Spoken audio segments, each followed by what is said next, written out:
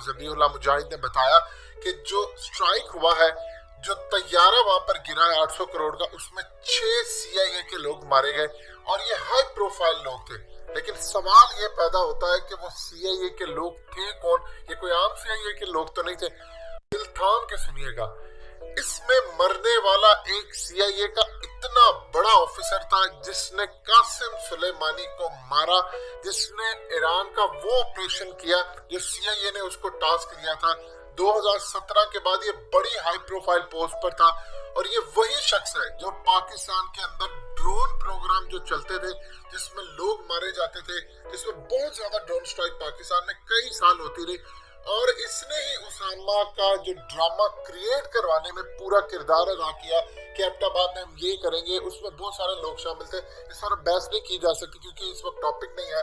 लेकिन आप समझ लीजिए, पाकिस्तान में कार्रवाई करने वाला, यमन में कार्रवाई करने वाला और ईरान के जनरल कासिम को मारने वाला जो ऑपरेशन था उसको जो हेड कर रहा था, वो यही शख्स था जिसका निकनेम प्रिंस था।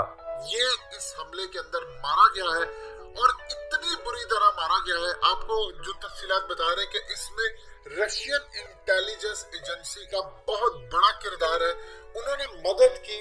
अब असल में जो सूरत हाल अजीबो गरीब सामने आई है वो समझने वाली है। अफगान तालिबान ने खबर ब्रेक की, सबसे पहले वीडियो रिलीज की, कहा CIA के 6 ऑफिशियल्स मारे गए। लेकिन अजीबो गरीब सूरत हाल है कि सारी दुनिया का मीडिया, इंटरनेशनल मीडिया, हर किसी ने स्टोरी को इस तरह ब्रेक किया कि अफगान तालिबान ने मारा है।